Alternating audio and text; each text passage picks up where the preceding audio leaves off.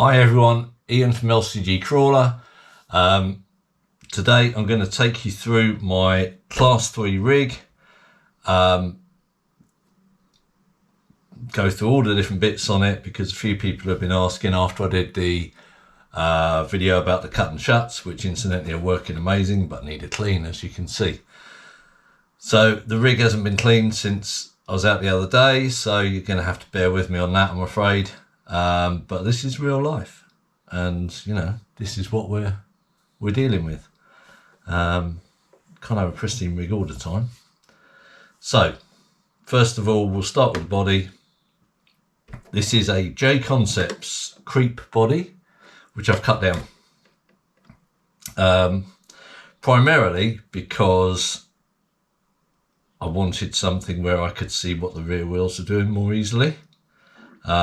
And also with the rear steer, you have to cut so much off the body to get it to clear that it gets very soft. And also because this bad boy is in the way, everything gets a bit complicated. So it suits a cab style, but I didn't have one, so I cut down one of these. And I quite like it. You'll see underneath it's a little bit Heath Robinson, but it works. So yeah, so first of all, it's a creep body. You can, of course, get the Creep ER, and I'll probably do that, or Creeper, but that's the body I'm using at the moment, with the fantastic Tamiya glitter paint on it, so it sparkles. But yeah, okay, so there's the body. We'll put it over there, and here is the rest of the rig, minus the battery. So let's just talk about batteries for a minute.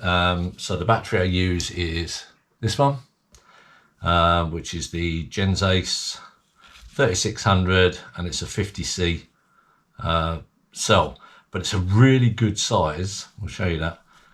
If you've got a Capra, this battery will fit in the little slot for the batteries. It's the biggest battery you can get that will fit in, so it's a really cool battery for that. So it's a 3600 50C Genzace. So that normally sits just about here, which is about as low as I can get it and as far forward as I can get it and still make it work. So that's there. Put that out of the way. Okay, let's start with the important bit. This is the awesome Pro Crawler Flatgekko C23 V2 Max. It's my second favourite chassis actually. My favourite is the Yuki, but it's different. The geometry on this is a little bit longer, it's a little bit less aggressive, and I find it suits the four-wheel steer a little bit better.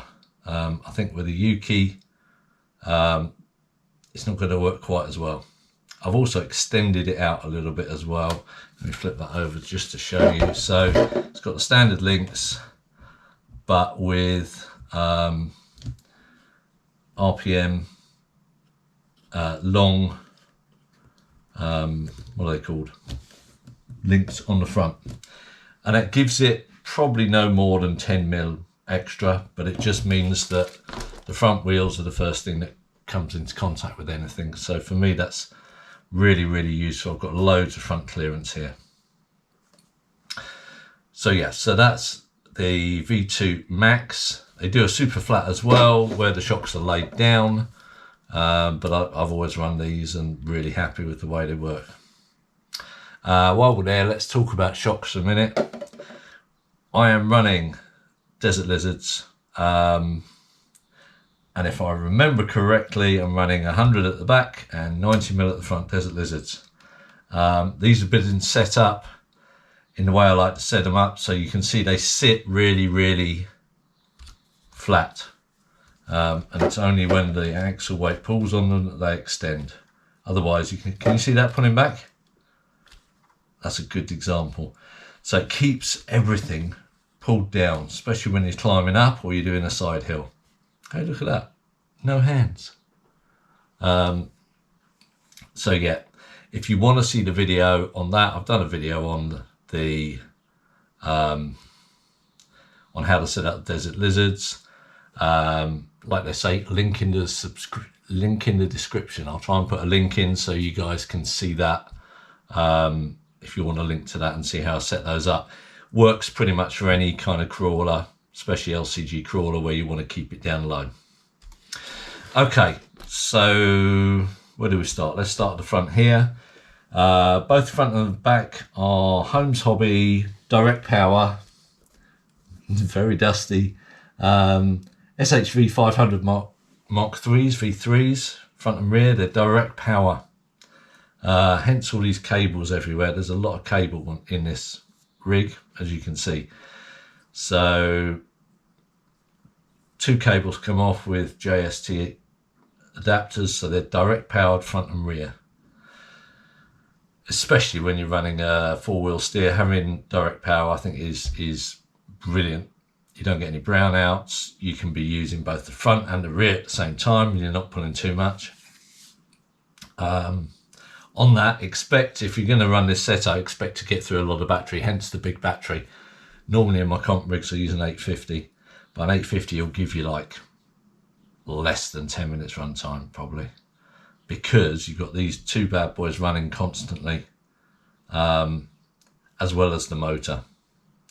So yeah, bigger battery. I might try and find something that's kind of halfway, because 3600 is quite big, and I think I can get something about 2200 that's going to be a bit smaller and lighter for comps.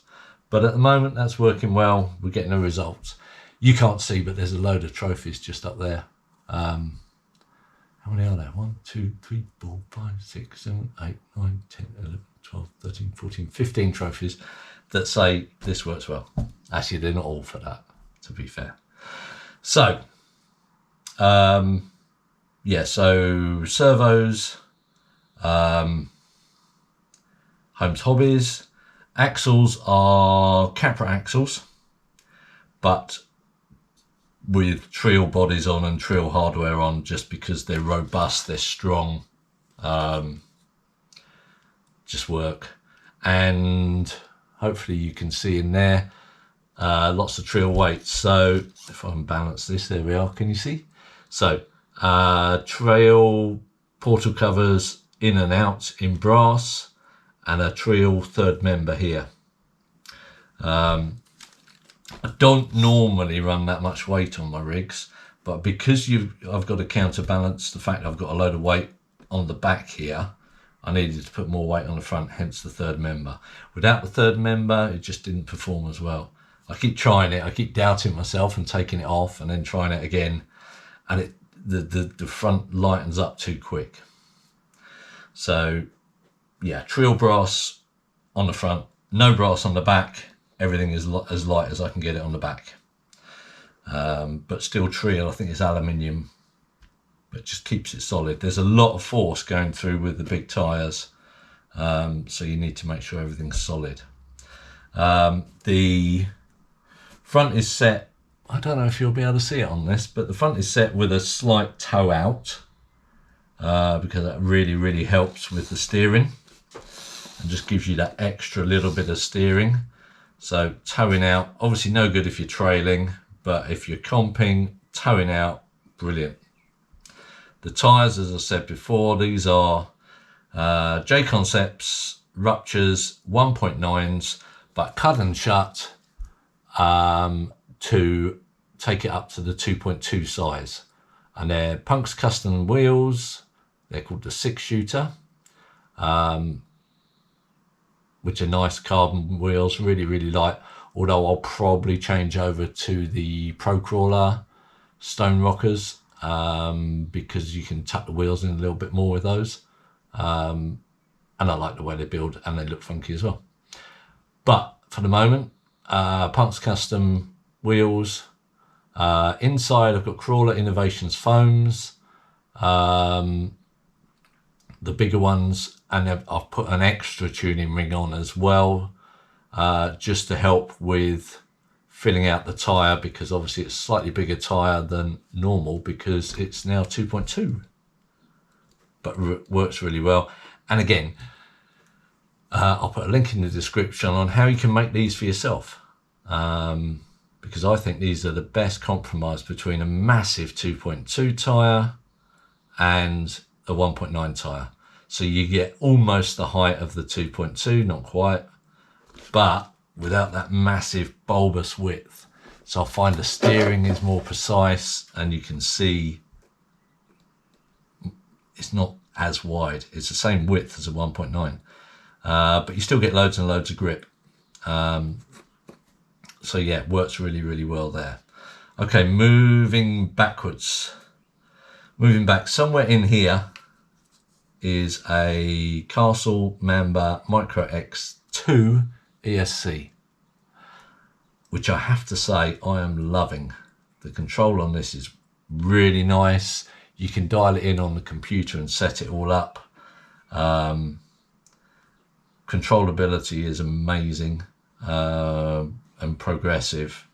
So you go from really, really slow to slowly building up, and nice and small. You can see it's tucked in there, really out of the way, and fits in nicely.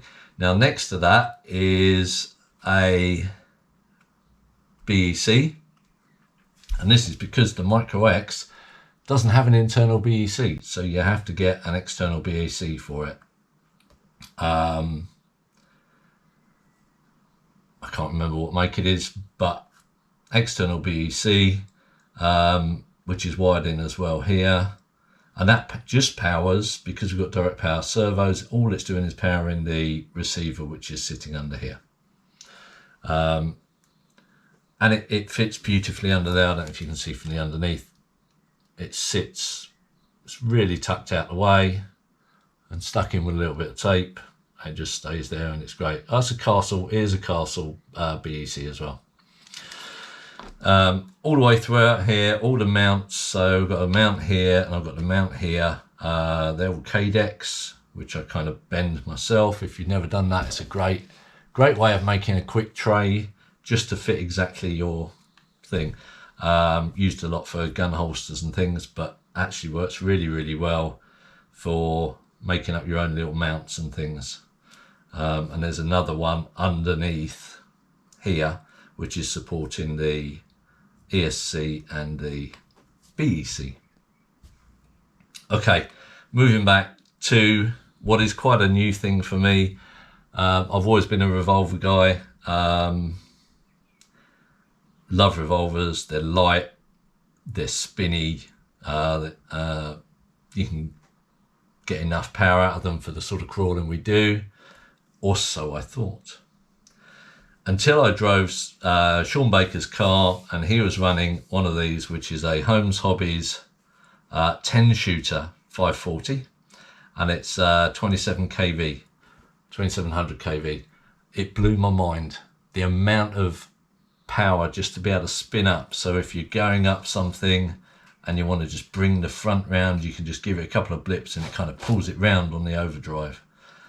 Really nice and controlled. It'll crawl super slowly, especially with the MAXXX, but also when you want that little zing of power just to hop up something, or to just pull you round, as I said, or just to make your turn sharper.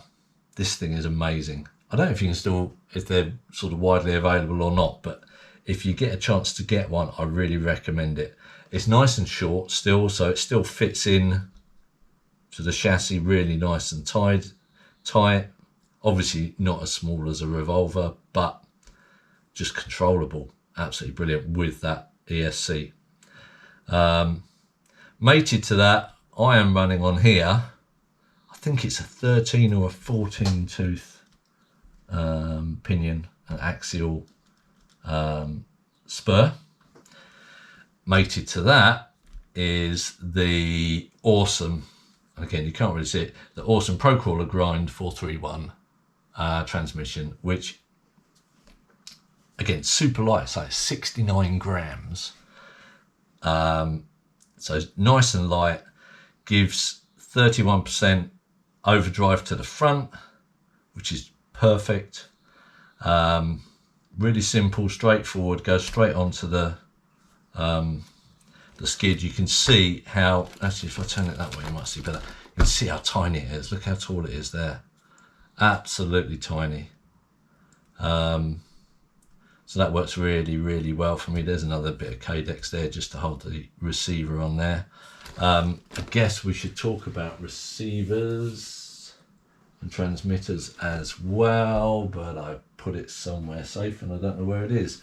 I'm using a FlySky GT5 for this because it gives me the little controller on the top, so I can adjust the rear steer on the top. I think it's channel 6, and the rest of the controls are the same. So I've got a continuous control, not a flick switch, because I find that sometimes you want to be able to just move it a little bit, or you want to progressively move the rear steer. Now it takes a bit more getting used to, but it's a lot less unsettling for the rig, rather than having it switchable and it kind of goes boop, boop, and throws it and can unsettle the front. Whereas if you can move it slowly and progressively, I find it a lot easier to control what the front's doing, because whilst four-wheel steer is amazing, it's also can be really unsettling. Moving the rear can really unsettle the front, and so you need to have that smoothness, and it takes a long time to learn. I'm still learning. I haven't got it right yet, but I'm kind of getting there. So yeah, so amazing transmission, lots of overdrive, but solid, rock steady in a tiny package, 69 grams. Drive shafts are incision, both front and rear. They're kind of fit and forget incision drive shafts. They're just brilliant. This is my kind of Heath Robinson-y bit to hold the back of the body on. Don't copy this, it's not very good. I'm going to change the body and I'm going to do something different with that, but that was just a quick fix to get this little fella sitting on there. Okay, moving back. These come with the Pro Crawler. It's a nice touch, the whole carbon spacers, just nice touch on there. What else have I forgotten to tell you about? That's probably about it really. So we talked about axles, we talked about and again, toe out on the back axle as well, because it works both ways. And I think that's it really. I'd be interested if anyone has any comments or any suggestions on how to make this perform any better. I am really enjoying driving it at the moment. It's kind of my go-to rig. I'm going to be driving it again in a couple of days. It's so much fun to drive, but it comes in at 2.7 kilos, which is just over 6 pounds. So it still feels like a light rig, even though it's actually quite heavy. But it dances around still, which I really like. And you can see the sort of angle of before it starts tipping is massive, and it will just do that as well, which I love. So there we are. Pro Crawler, the big bit, Pro Crawler, Flatgekko, C23 V2R Max. Just an amazing chassis, and the chassis is what makes it. You know, the geometry is amazing. These guys have done such a good job with the geometry that it will perform straight out the box absolutely brilliantly. That's it really.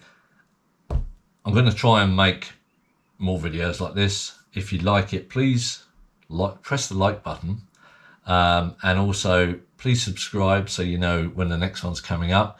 It really helps the channel. We've got a lot of people already subscribed, but it'd be amazing if we could have more people subscribe, and kind of, it's like you got guys giving us a thumbs up to say, yeah, keep making them. Because I'm not a videographer, I'm not a YouTuber, but I love driving these things and I love sharing what I'm doing with it. So the little thumbs up by subscribing just gives me a little pat on the back. So thank you for that. And that's it. And I'll try and put as many links as I can in the description to what all the different parts are, so you guys can kind of have a look around and find all the bits. That's it really. Thank you very much. See you on the next one.